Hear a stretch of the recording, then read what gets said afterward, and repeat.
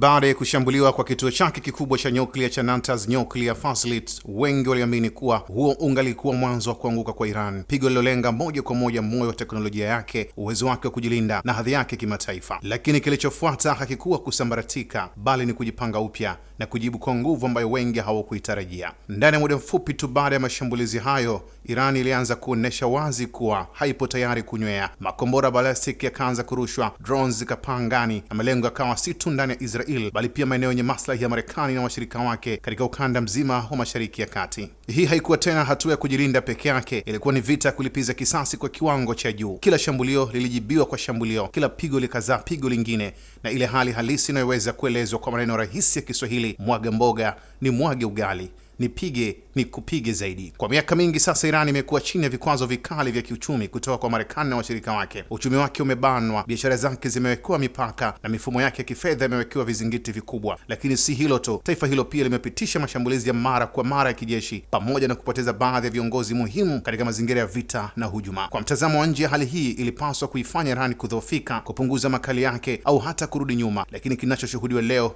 ni kinyume kabisa. Irani bado anasimama, Irani bado anajibu, na zaidi ya yote hayo, Irani bado anatamba katika uwanja wa vita. Hapo ndipo mshangao mkubwa wa kimkakati unapojitokeza, hasa kwa taifa la Marekani. Kwa muda mrefu, Washington imeamini kuwa mchanganyiko wa vikwazo vya kiuchumi, mashinikizo ya kisiasa na mashambulizi ya kijeshi ungaliweza kuibana Iran hadi kufikia hatua ya kusalimu amri, walau kupunguza ushawishi wake. Lakini baada yake, Iran imeonyesha uwezo wa kustahamili na kubadilika. Moja ya siri kubwa ya nguvu hii ipo katika namna anavyopigana vita yake. Tofauti na mataifa mengi yanayotegemea vituo vikubwa na mifumo ya moja kwa moja kijeshi, Iran amewekeza katika mfumo wa kusambaza nguvu zake. Ana vituo vingi vilivyotawanyika, ana mifumo ya makombora inayoweza kuhamishwa kwa urahisi, na ana mtandao mpana wa shirika katika nchi mbalimbali. Hii ina maana kuwa hata pale kituo kama Natanz kinaposhambuliwa, si rahisi kuuzima mfumo mzima wa kijeshi au kiteknolojia wa taifa hilo. Badala yake, mfumo hujirekebisha, hujipanga upya na kuendelea kufanya kazi. Ndio maana licha ya mashambulizi makubwa yaliyolenga miundombinu yake, Irani bado ana uwezo wa kurusha makombora, bado ana uwezo wa kupanga mashambulizi, na bado anaweza kuathiri moja kwa moja usalama wa ukanda mzima wa Mashariki ya Kati. Na athari zake hazibaki hapo tu. Vita hii imeanza kugusa dunia nzima. Bei za mafuta zimeanza kuyumba,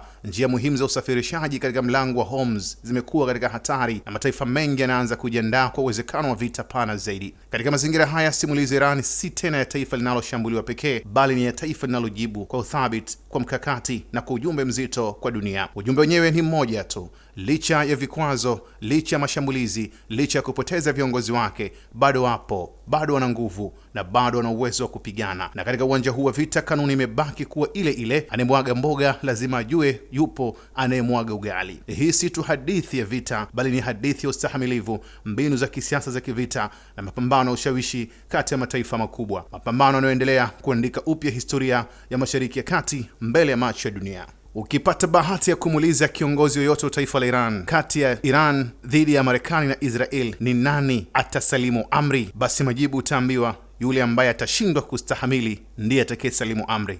Jibu hili linaashiria wazi jamaa wamejipanga. Wacha tuone. Abdullahi Mwana Maalim Mashi, Kishki TV, nuru ya dini yako.